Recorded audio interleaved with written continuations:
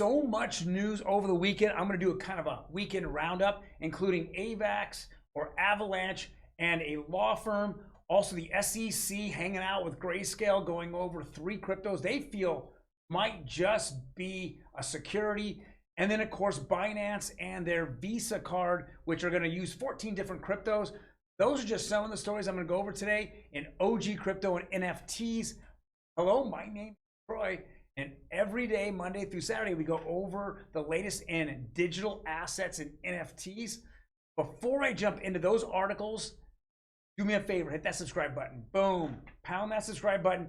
I'm just starting the channel up. Let's get it up and going. If you have any questions or anything, any comments, please leave them below. I'm more than happy to answer them for you. And I would definitely enjoy if you hit that like button. Let's get this up. I'm going to get this information to you 5-10 minutes every single day. The latest and greatest information possible out there on the web. Let's jump into it. This is what dropped yesterday afternoon, evening, if I want to call it.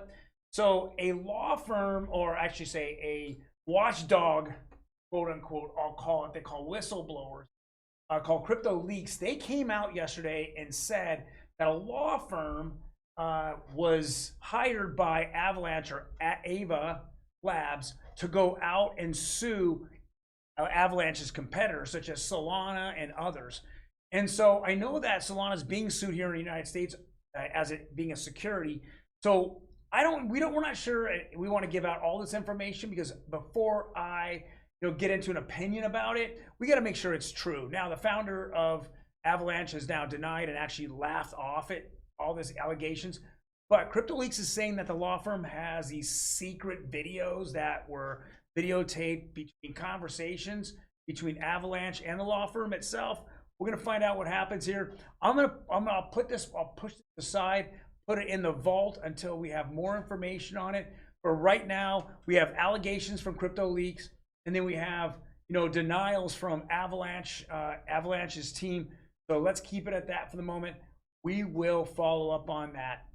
Next article, Grayscale and SEC has come out, and they say that there are 3 cryptos that Grayscale has had. One is called Zcash. Other one is Stellar Lumens, which is XLM, which is a big company. And the third is called Zen. So those are the 3 companies that are out there, ZTech, XLM, and Zen. Now, of those 3, XLM is by far the biggest. One of the founders, the original founders of XRP, went and started and had a disagreement, started his own company called XLM. We haven't gotten complete confirmation, but I don't think he's still working for them anymore. But it looks like XLM, at least the SEC, might actually come out and say they are a security. That might turn into some nightmare. Now, right now, nothing's been filed against those 3 companies, but it's already been talked about between Grayscale and the SEC. More to come on this as well, but that's been a fairly large news article over the weekend as well. Next article here is, which we thought was pretty cool, just more adoption. Binance is coming out with a Mastercard and Visa, and they call it the future is here. And now I can make payments with my crypto. So it's going to take 14 different crypto coins, including Bitcoin, Ethereum, XRP, Solana, and Cardano, and then some of the stable coins. This is just another step forward on the adoption that payments can be made in crypto, and that crypto, in a little portion of it, can be considered a currency. Now, I will be the first one to tell you that I never thought Bitcoin would ever be currency, should never be currency. It should be considered, let's say, digital gold. And Ethereum, which is used kind of as a payment system for NFTs and for other things, has very, very high gas fees. Well, gas fees, not kind of payment fees, called gas fees. So at that point, I'm not sure if those are the 2, most, current coins that we would be using for this kind of payment. But the others make sense, like Tether or stable coins, Cardano, XRP. Those make kind of a little bit more sense to use. But I'm really excited to see this, just another step towards adoption into the credit card realm. We all know that when it's all said and done, with instant payments that are coming on, are we really going to see a future here for Visa, Mastercard, even Venmo, mean, Venmo doesn't make any sense in the future with when you have XRP or the on ODL.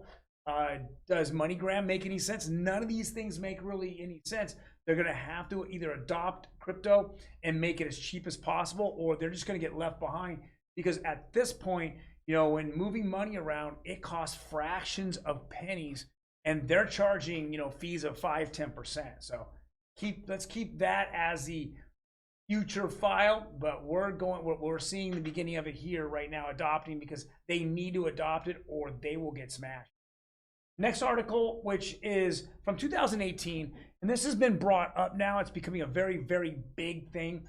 It's Swift versus Ripple, because more and more as XRP and on-demand liquidity gets adopted, it's starting to make inroads into where Swift is at now. Swift's big, big, big.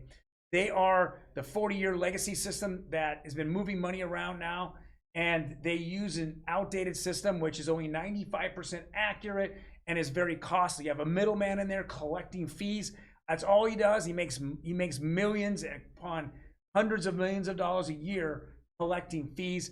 It's considered BS for most of us, because now we have a whole different crypto payment system that is on the verge of just disrupting this entire system. So with that being said, I want to go back to a 2018 conference. I think it's the Paris conference, and let's go ahead and watch. This is the CEO of Swift. Now, 6 months later, he would step down, but this is at a conference with the CEO of Swift and Brad Garlinghouse, who's the CEO of Ripple Labs, and it is a moderator on here. It's a 2-minute watch. Let's see if we can get this going. My issue with crypto assets is more that it is highly unregulated, and there is a reason we regulate things like securities and assets. There's 3 reasons. We found over the 5,000 years that the world has had money, we have found that money can lead to 3 big dangers. One is systemic risk, bank runs, and all of that. The second is it is quite easy to screw customers once value is around, etc. So you have to protect customers often against these type of schemes. And the third thing is we have found that money is typically used for nefarious activities, and money is a good way to control tax evasion and all of those things.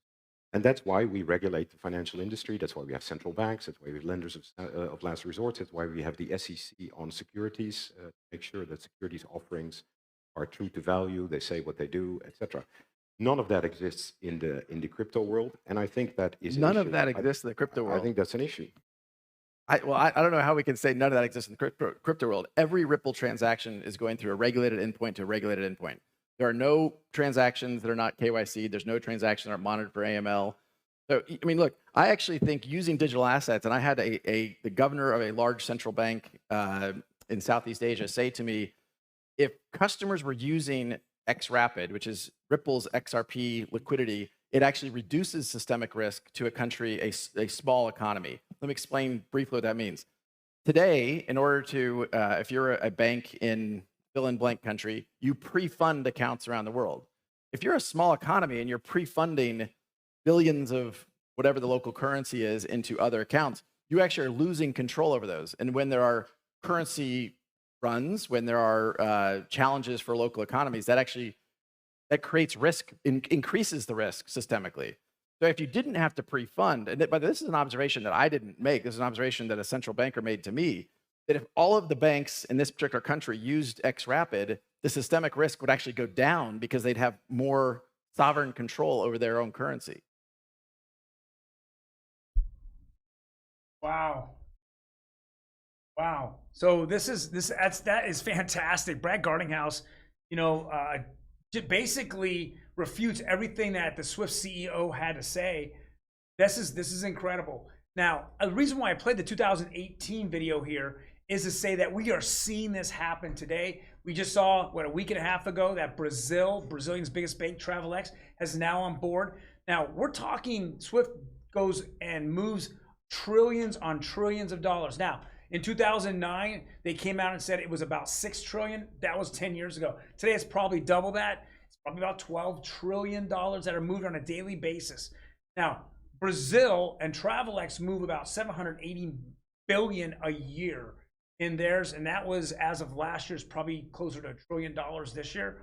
We are going to see the revolution that is happening right now out there.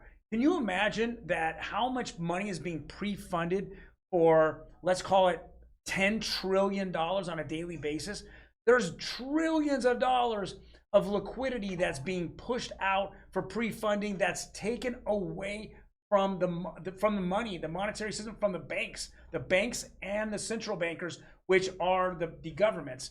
And instead, if you were to use on-demand liquidity, that means you are simply at one moment's time purchasing XRP and then running that XRP over the XRP ledger, and then it comes from peer to peer. It goes in 3 seconds, not days, not hours, not weeks, but seconds, and it's then transferred between the two peers, and it comes out the other side. And now 3 seconds later, let's call it 15, 20 seconds later, you sell the XRP and immediately right back to Ripple. There's no volatility there whatsoever. There's no volatility in price action within a 30-second, 20 seconds or less. Zero. It's done instantly. It's instant payments, cross-border. There's no huge liquidity put up there. It's simply bought, sent, sold, done.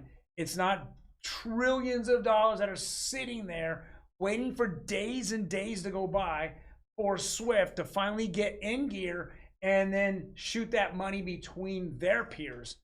The second part, of course, is that liquidity is all tied up. There's just not enough liquidity. That money is just tied up, sitting there waiting for the transaction, because it's guaranteeing that transaction. Purchasing the XRP, it's immediate, boom, boom, done. And you could do that, what? If they did it every 30 seconds, how many times a day could they? Twice a minute, 120 times an hour, right? I mean, the same dollars, you could just keep going over and over and over and over and over and getting paid right back. It could be different amounts. It doesn't matter. This is going to revolutionize. This is going to give liquidity to banks. They're going to keep their money in their pocket. They're going to, the countries, just like Brad Garlinghouse was talking about, a central banker, the money stays in the banks. It doesn't have to go out and be held for days. This is revolutionary. I know that a lot of you are like, especially the XRP army out there, community, they already know this. They've already seen it. But sometimes we have to be, re-educated on this to hear it again and again. I'm going to post this on I'm going to take this and retweet this on my Twitter account as well. This was from Bose out there, but I actually got it off of Wheezy on Twitter. He does a fantastic job. He was just retweeting this out.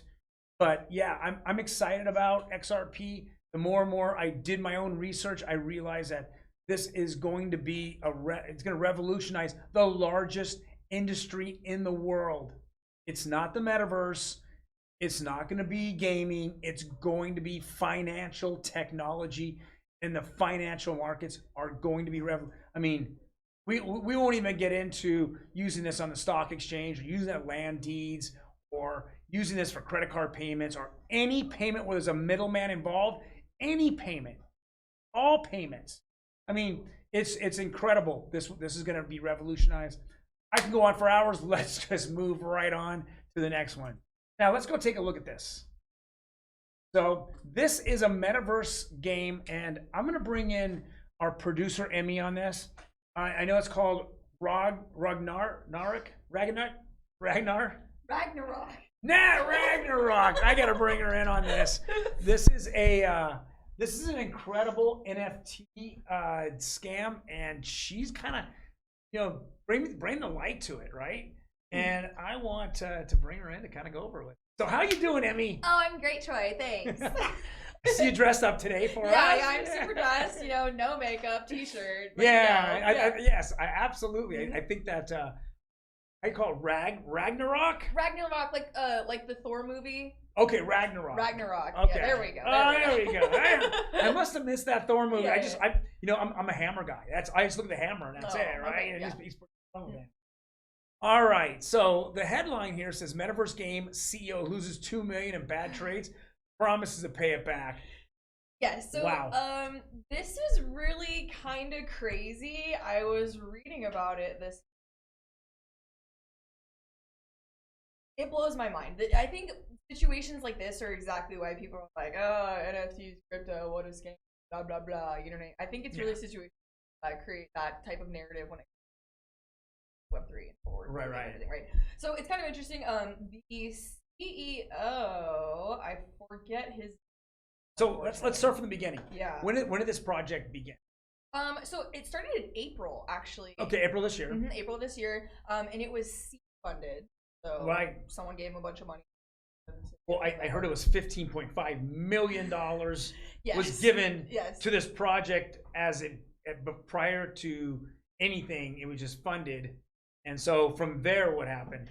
It looks like we can actually break it down. Let me pull it up so they can. So, this really great site called Metaverse on Instagram broke this down, and I thought it'd be helpful for us to give a timeline this way. So they lost almost 2 million due to slippage. So they get $15 million. They turn around and mint their project. Okay, and then all of a sudden, it looks like one of the company that was overseeing them, I think it's called Fanfare or something like that. Yeah, I think you're correct. Something like that. And so they came out and they go, "Holy shit, where's all the money?" Right? Yeah. And so this would never even brought to light unless they had rolled out of bed and said, "Whoa, this is a complete mess." Yes. So now let's go over what the mess is. Yeah. Thank you for filling in those gaps for me. It's just so big and like crazy. I'm kind of like, whoa, like you jump from beginning to end and you're just like, what happened? Like, so when you showed me this, I thought it was kind of crazy that. Yeah. So almost 2 million lost due.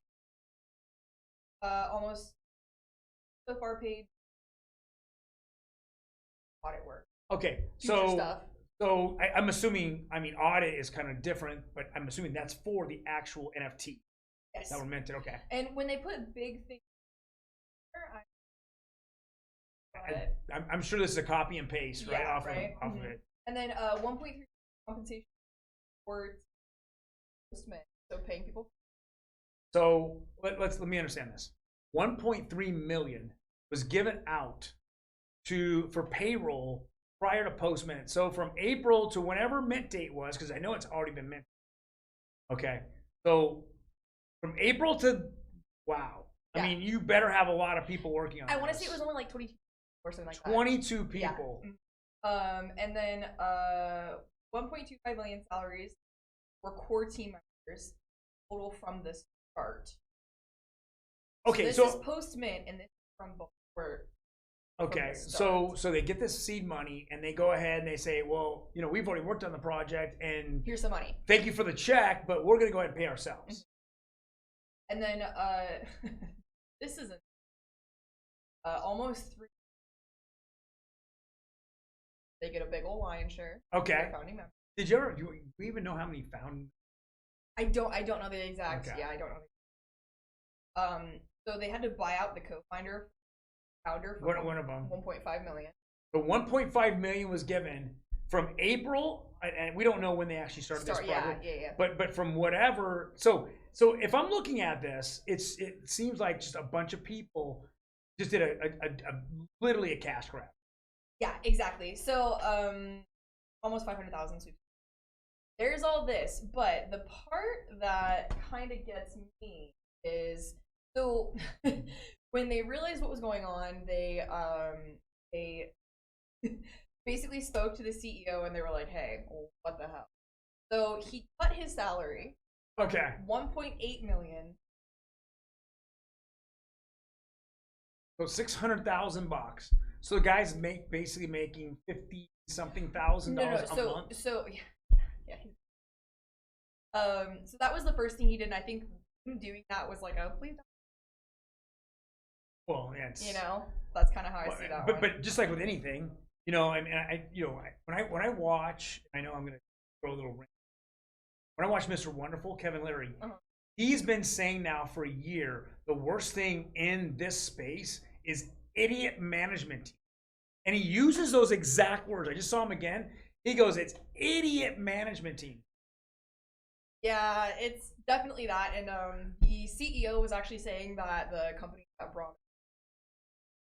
Yes. They let him know that he, Yes. and that's why he said he's excited about expanding. So it seemed okay. So let me ask you this, right? I got to think that, and I look at the video game here, and I think it's pretty interactive. It's probably a social game as well. It does quite a lot here. But the headline here is kind of blowing my mind a little. So this article, which I thought was kind of crazy, is so whoever invested in this company, 15.5 million, they didn't allocate what goes where. They just simply handed them the money over probably a conversation that they believed in the team. Then when the team got the money, they just started just like everyone just grabbed as much money as they possibly could, right? Flowing through. This headline here says that one of the top guys took $2 million and then went ahead and started to use it as they traded with it, and it wasn't his money. But he promises to pay back. Okay, but hold on though. You took the business's money out of the treasury, you gambled and you lost, and you still have your job. Yeah, and it's kind of interesting because they made sure to say that they promised to pay it back, and they also made sure to say that they still have. Who's running the inmates are running the asylum, right? Yeah. I mean, what do? Let's take for example. Let's say me and you were married, and you took $2 million and you gambled it away. What am I gonna say? Let's go.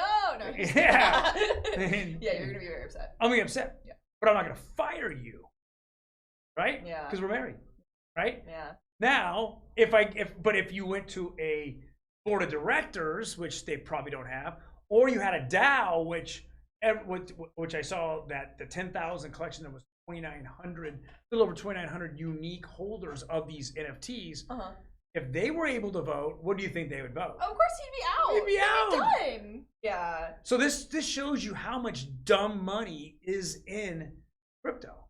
This is just another dumb money. If you're gonna go give people money, you need to have somebody in the management team that has voting rights or has some kind of control. Otherwise, you just have a bunch of kids that are just, smash and grab. They just literally smashed the window, grabbed it, and ran, and had no consequence of gambling $2 million. And you know why he did it? He was hoping to get to double his money, put the $2 million back, and make $2 million off somebody else. How are you going to pay that back? Let's go one step further. What's the floor on this project? Floor is, I had it open. Yeah, it's under. It's a couple. No, well, I think it's 0.1. Yeah. So it's 0.1. So it's a tenth of an ETH. So basically, it's yeah. This is something that should never have happened. There's no. I mean, talk about responsibility. There is none here. We just keep seeing this on a week-to-week basis where, I mean, it doesn't matter if it's Three Arrows Capital losing billions. It's Do Kwon that's lost, $50 billion of investors' money. You're looking at Voyager. BlockFi. It just keeps going on. Celsius. Then there's all those, on and off ramps. There's other companies. Genesis. I don't know if Genesis is going to stay solvent. I mean, their CEO stepped down. CEOs continue to step down. I mean, it's like with anything. Once the music stops, once the market falls, then you really see, as a couple of wise investors say, you see who's actually, when the tide gets pulled out, see who's wearing trunks. Yeah. And we're seeing a lot of naked people. Who's it? I'm glad you brought it all back because that's exactly what I was thinking. Well, this guy basically. Warren Buffett said that. Yeah. Right? When the tide rolls out, you see who's caught with their pants. That's what it is. Well, actually, it's who's not wearing bathing suits, right? Okay. And so we're just seeing this, and this. I mean, I understand that there's so much VC money, but the VC money has dried up since June. By the way, it's gone pretty low right now because a lot of the VCs are now predicting somewhere in the future really bad times. And I think that because of this, you're going to see just so many bad actors in this space that if you give money out and you give out stupid money is that you don't control the money in which you give. Okay, you just simply give it out. They also don't do the research on the teams. Now, I mean, obviously, if I worked at the grocery market and I became a a box boy and then I became a cashier, that isn't the resume of somebody that's going to be a developer, right? Yeah. So how do you do that? I mean, how do you do if you're not putting as a VC or or anyone that's getting money, if you're not putting up somebody within that company and being kind of a piece of that company and can have voting rights and can check on it, have it audited on a monthly basis, then these things will go unchecked. And again, I mean, the amount of money they keep pulling out of this project and the amount of money that they're getting, they're already acting as if they had made a touchdown. They won the Super Bowl. They won the World Series. And in fact, they're just stealing the money and gambling it away. Simply gambling it away. This is so ridiculous. It just gives crypto and NFTs a bad name. That's why, on our weekly piece of blue chips, we've literally seen it go down, week in and week out. This week it kind of everything bounced off the bottom. But we've seen a lot of these projects lose half their value in the last literally month. Lose half their value. Or more than that. Or more than that, right? I mean, we're literally seeing Azuki go all the way down to what, 5.9, from 35 ETH to 5.9. When I was at FTLA, they were at 35 ETH. Now they're 5.9. Or even like Goblin Town. When I got here, it was super hot. Now yeah, it was 4 ETH. Now it's not even 1. We're not even gonna have it anymore. Yeah, I mean, it's and Goblin Town reaches peak at NY NFT. And right, exactly. When I went there, everyone was talking Goblin Town. At NFT LA, which is coming up here, about 6 months, talk about it. It's not even brought up. And in fact, some of these blue chips might not even be blue chips. I mean, that's what's so crazy. It's crazy. Pudgy Penguins, we're on the roll. Yeah, I mean, out with the goblins, in with the penguins. Yeah, the Pudgy Penguins. Yeah, so. Well, thank you for joining it. Yes. So guys, thank you for joining us here on OG Crypto and NFTs. If you have any comments, please leave them below. I know I went over a lot of different things, little rants and raves there, but if you guys have any comments, leave them. I'm more than happy to answer it. Otherwise, I know I went over a lot of stuff today, but I will be back tomorrow and go over that latest news in the NFTs and digital asset world. You guys take care. I'll talk to you later.